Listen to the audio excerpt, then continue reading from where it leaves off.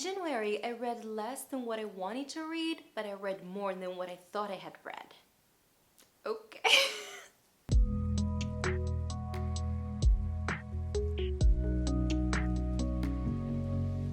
Hi, welcome back, or welcome if you're new here. I'm Fran, this is Fran Nook in the Pages, and today I have for you the first wrap up of 2022. Isn't that exciting?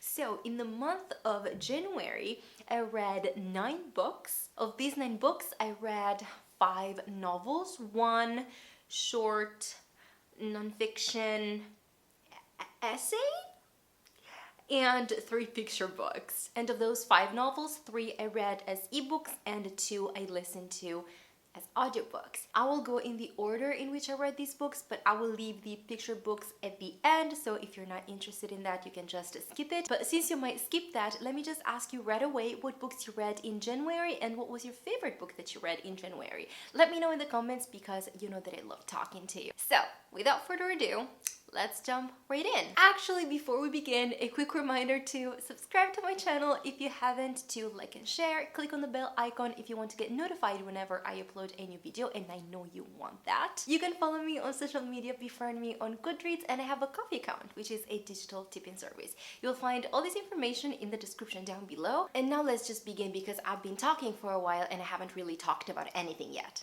So, before we get into what I actually read this month, I would like to mention very quickly 2 books that are currently in my currently reading shelf and that I am currently reading, but I'm not really currently reading. I have put them on hold for the moment. One of them I will definitely finish, and I'm talking about, of course, Gentleman Jack by Anne Choma. I was loving it, I am still loving it, but I feel like I just need a break from that biography. I will resume it, perhaps I might try it to finish it in February. I really do want to finish it. I just know that I'm not in the right mood right now, and I don't want to read it at the wrong moment and then perhaps not loving it as much as I know I would have if I had read it in another moment, if that makes sense. And the other one that I don't know if I do want to finish is Reputation by Lex Croucher.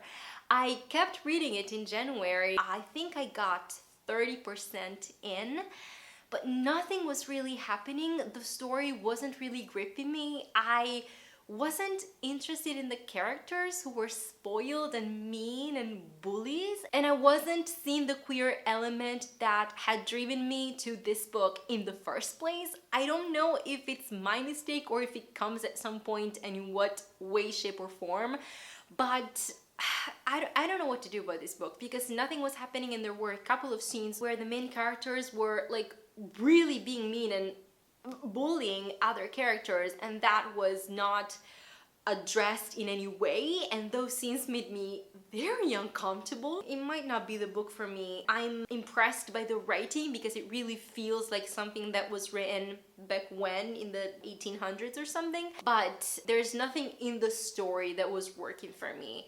And that's a big issue. So if you have read it, please let me know if it gets any better, if it improves, if it stays the same, if it is actually a queer book. Let me know if I should continue it or not. Let me know what you think, because right now I'm honestly debating and I'm leaning towards the do not finish. First book I read was The 12 Days of Dash and Lily. This is the second book in the Dash and Lily YA series by Rachel Cohn and David Levithan. And let me just tell you right away, I absolutely freaking adored this book, okay? I gave it 5 stars. It was perhaps the easiest 5 stars I've ever given to a YA book. I just loved it so much. I devoured it in maybe a day or 2 days, like in 2 sittings, and that's just because I have to stop to do other things, so I couldn't read the whole thing in one sitting, but I absolutely adored it, and I don't get the negative comments about this book. Sure, it is not as fluffy and as lighthearted as the first book in the series was, Dash and Lily's Book of Dares, but I feel like the character development that we have in this book is incredible. It deserves all the praise, and this truly was a coming of age novel. It's about to be Christmas again, but this time around things are very different. Lily, for the first time ever perhaps, is not in the Christmas mood, in that joyful, everything is going to be all right, everything is perfect and beautiful and happy mood that she's always in around Christmas time, because her grandparent suffered from a heart attack and now he's still recovering. He's having some health issues. To say it more succinctly, she had to grow up and perhaps finally realize that life can be hard. Things will change at some point. Our life is not an eternal status quo. And I think that that's a realization that we all have to come to at some point, perhaps in different stages in our lives, but at some point we all have to deal with that. The fact that we have to leave the nest, and that doesn't necessarily mean the family home, it just means that we have to leave a place or a family or an environment where we were comfortable, where we were loved, where we could be ourselves, to go out there and face the world, face whatever life has in store for us. And there's a time in all our lives where we have to come to terms with that, and this is the time in which Lily has to come to terms with it. That's why I'm saying that the character development in this book was incredible, that the topics that are being talked about, discussed in this book, are so very important in a teenager's life. So this was truly a coming of age story, and I loved how everything was dealt with. I loved that Dash was such a supportive boyfriend that was trying to help his girlfriend go through it, knowing that he could not fix it. He could just try to be there and support her in any way that he could. I just loved everything about it. There was still a lot of humor. I just adore Dash's character. I love Dash's humor. It just cracks me up. Anything that he says, just his way of thinking and of speaking, I loved it so much. I don't know what to tell you. I just love this book so much, and I cannot wait to read the third one next December. I honestly don't get the negative reviews. This was perfection to me. It was everything that a funny but very heartfelt coming of age story should be, and I loved it. Next book I read, I hated with all of my being, and luckily I had to read it for work-related reasons, so I didn't choose it. So it's not on me, okay? Because this was 1 star. This was the first 1-star read of 2022, and what a way to start the year.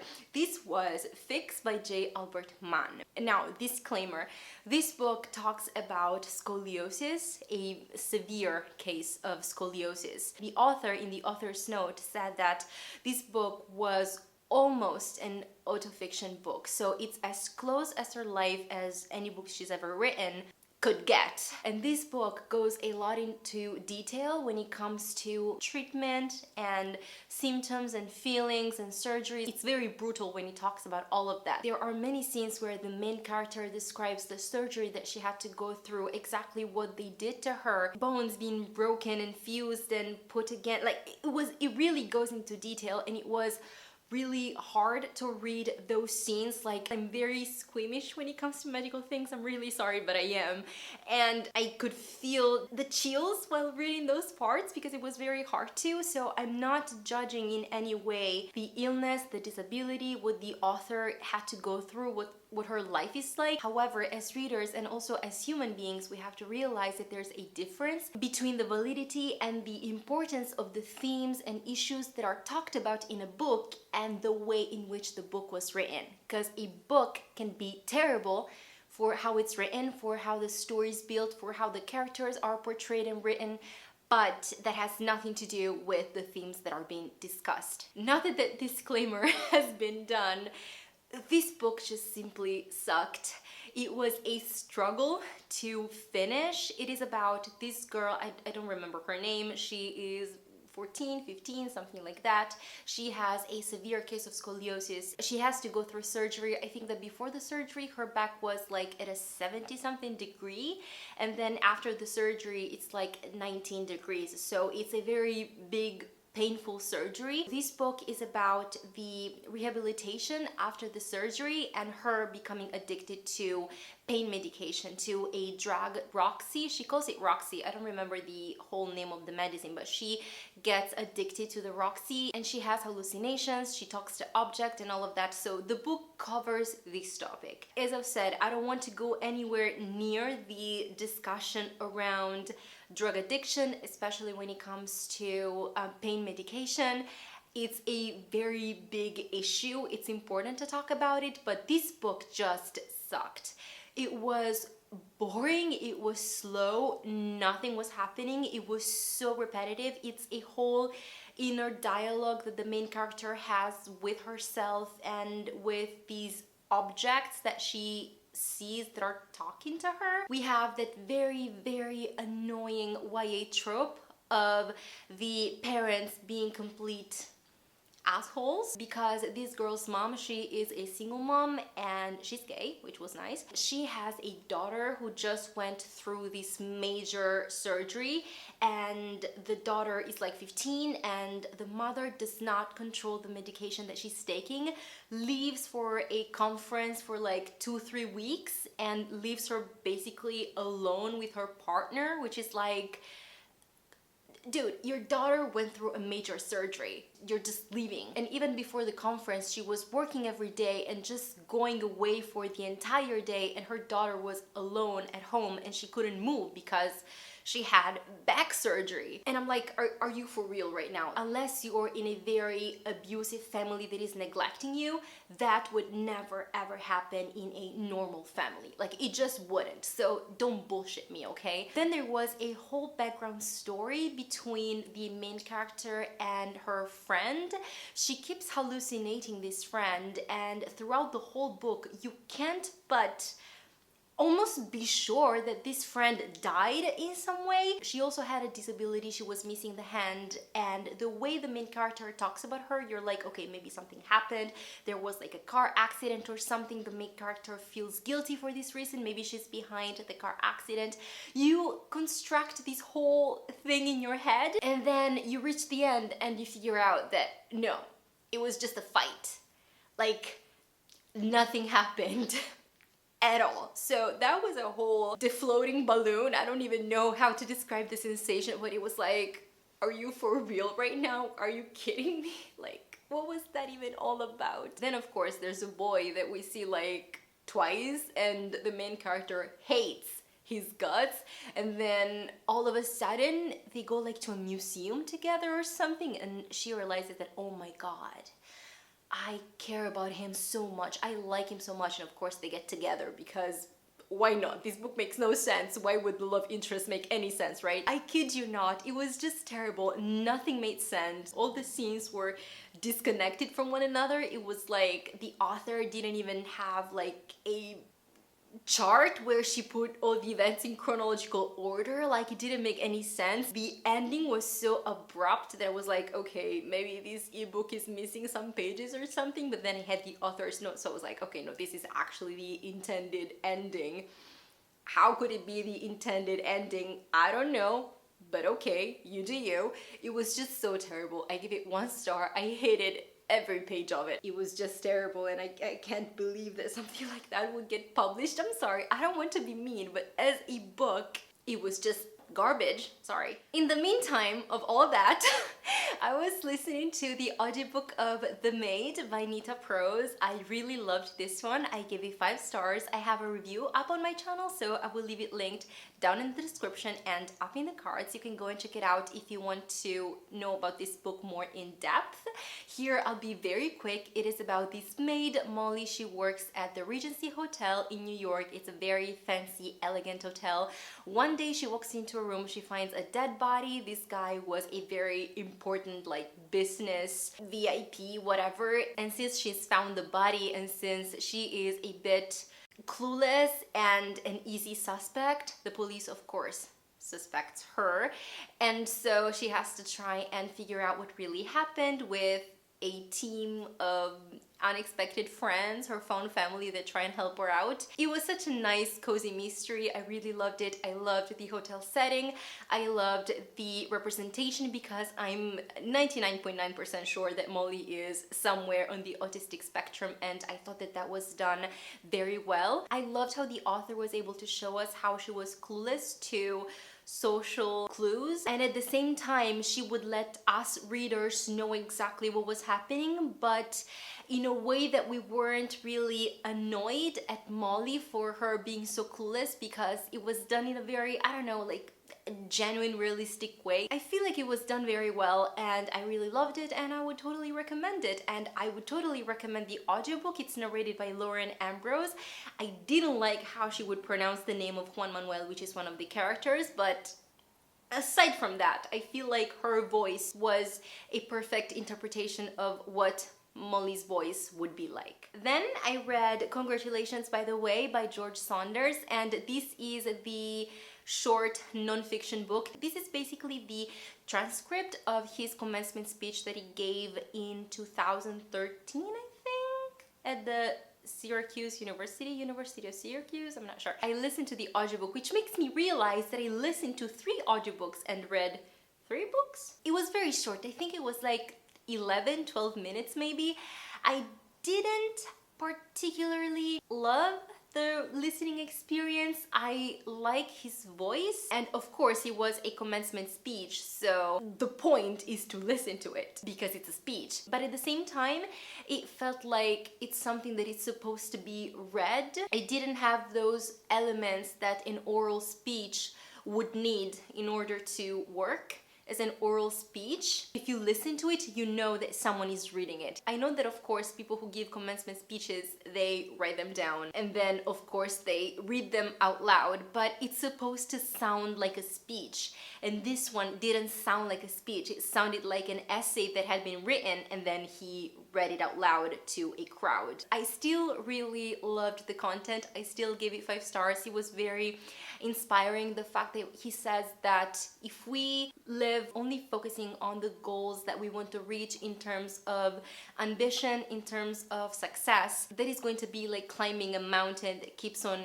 growing and growing and getting higher. We will never really reach the top because that's how ambition works. When you reach a certain level, there's another higher level that you want to reach after that. And so you keep on going and going, and you never really reach a point where you're like, okay, now I'm satisfied about where I am at. So his hope is that new generations can try to find also other goals that they can try to work towards and achieve throughout their life. And one of these goals is kindness. You can regret many things as you grow older, but if you look back at moments in which you showed kindness, those are moments that you'll never regret. Basically, that's what he says, and I just loved the whole concept and how he talked about it, and I just loved it. I really liked it, and I gave it 5 stars. Next, I listened to an audiobook that was such a disappointment. I had high hopes.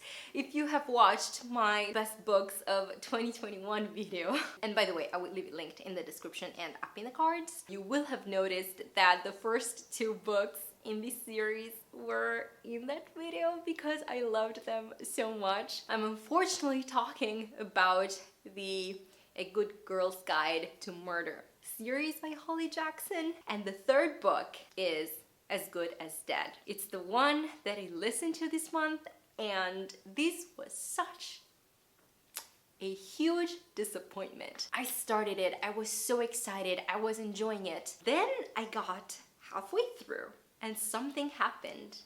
There was a shift, something turned, and I knew that that shift was not gonna work with me. It wasn't going to, but I kept listening because I wanted to trust Holly Jackson. I wanted to believe that she could turn it around because she had just left me speechless in the first 2 books in a very positive way, and that did not happen. And when I finished listening to the book, and let me tell you, the second half, I really struggled through it, but when I finished it, I was so pissed. I was so pissed because I feel like everything that I had loved about the first two books, the believability, having characters that are responsible and that don't act like they're on their own but talk to other people, you know, adults, because they're teenagers.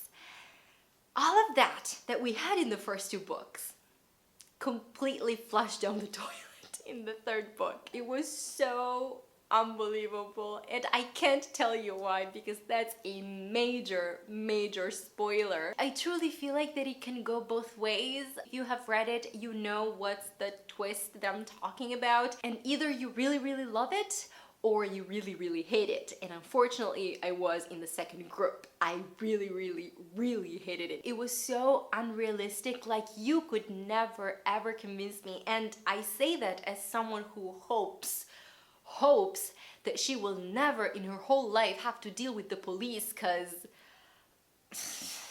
if a crime is committed, the crime is committed. I don't think there's going to be a just punishment for who committed the crime, justice for the victims. It's just the lost cause, to be honest, because either the trials would take years and years, or the culprit of the crime will never be found by the police. And I say that as someone who loves to watch police TV shows and all that stuff, but again, those are TV shows.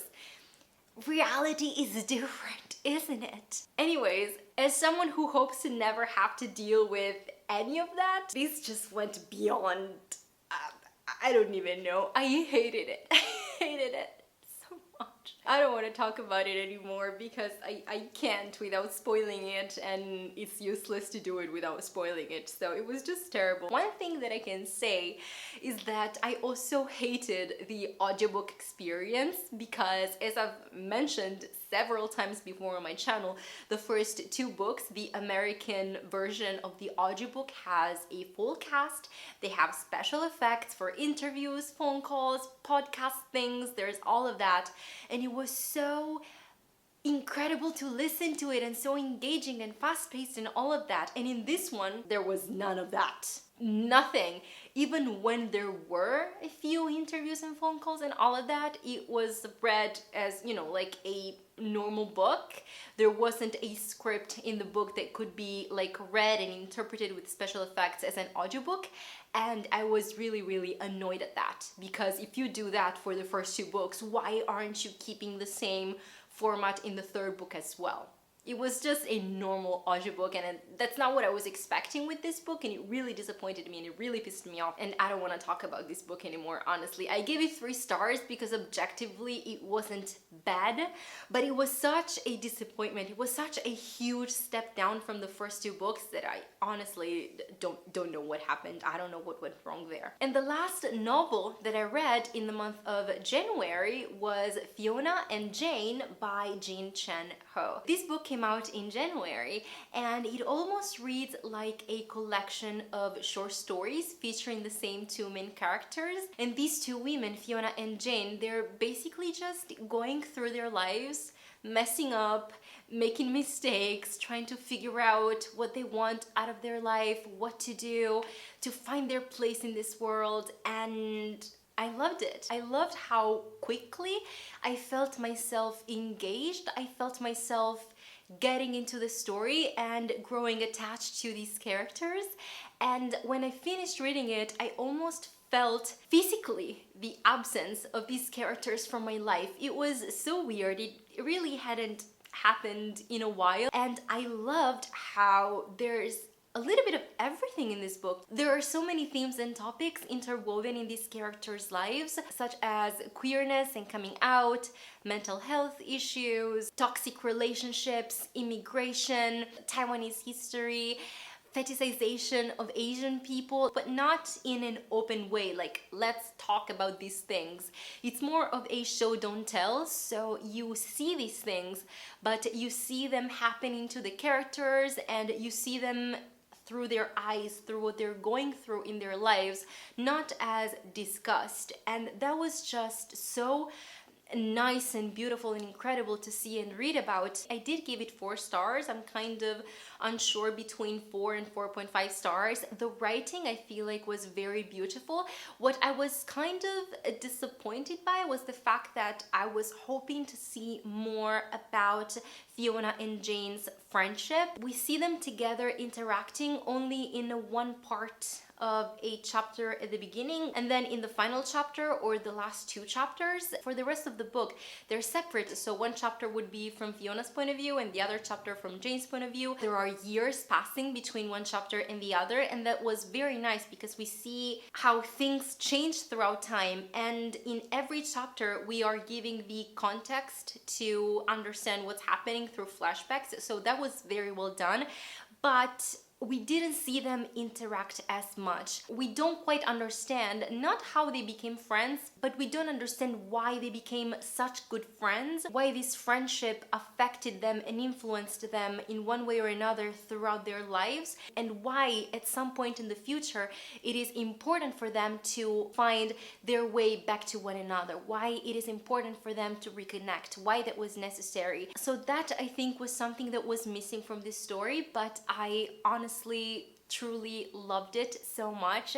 It was such a nice read that stayed with me, and I wasn't really expecting that because nothing really happens in this book, but the way these characters just come out of the story and grab you and take you back with them into the story, I really loved this book. I love to read it. Yeah, let's just say that I gave it 4 stars, but it could be bumped up to 4.5. And now on to the picture books. I'll be very fast because, well, there's not much to say about picture books, and also my camera is dying, so that's just a signal that I need to wrap this up real quick. And all these picture books came through Negali, so thank you, Negali. I really love reading picture books that are available on Negali because I find so many that are just so cute and adorable, and I'm almost never disappointed. The first one I read was Love Grows Everywhere by Barry Teams, and Tisha Lee, she illustrated it. This was such a pretty picture book. It basically talks about love in all its shades and shapes. We have friends, we have families, we have older people with younger people, we have interracial couples, LGBT couples,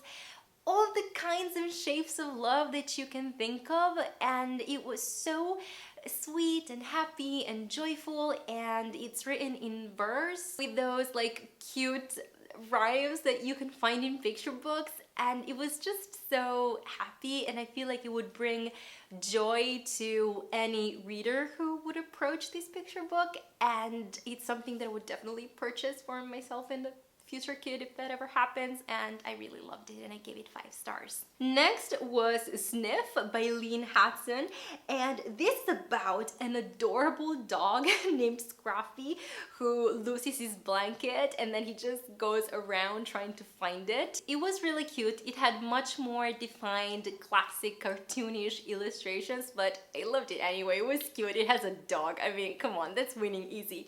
And I give it 4 stars. It was just adorable. And the last one I read, and this one was deeper and more insightful and important, I think, and that is Home by Tonya K. Lippert and Andrea Stegmaier. Names. This is about 2 young children who are siblings, Claire and Wes. They live in a house. Claire decorates it and Wes draws everywhere to make it pretty, and then one day they have to move to hotels, motels, then in a shelter until they go back to living in a house. Throughout this journey they realize that the one thing, the most important thing that they didn't lose was their parents and the love that they have for their parents, the love that they have in the family, and how you can extend this love to other people through kindness. And I really loved how the illustrations complemented the story, because at first you have the 2 siblings in color and then the rest is black and white, the houses, the environment, other people and all of that. When the parents appear, of course, they're also in color, and then by the end of the book, when they start to share this kindness and this love with other people who aren't as fortunate, then you see also these people in color and the rest is black and white. But sharing the love is making everything more colorful, and I think that's a very important message that comes across through both the story and the pictures that complement the story, and it was really nice to see. I think it's an important lesson of empathy, of kindness, of trying to understand people who at the moment are not as fortunate as us. I just loved it and I gave it 5 stars. And this is it for this video. Thank you so much for watching it. I hope you enjoyed it. As I've said in the beginning, let me know in the comments what you have read in the month of January, what your favorite book was. Mine, I mean, I'm kind of torn between Fiona and Jane and the 12 Days of Dash and Lily for clearly very different reasons. I loved both of them, but for the way in which I just devoured it, maybe I would go with Dash and Lily, but at the same time, Fiona and Jane really stayed with me in a way that I wasn't expecting, perhaps more than The Maid, which I technically gave a higher rating to. That's weird, isn't it? That's a nice thing to think about and reflect and maybe discuss in a later video. Anyways, I hope you enjoyed watching this one and I will see you hopefully soon in another video. Until then, have a good one, take care and keep reading. Warm hugs. Bye.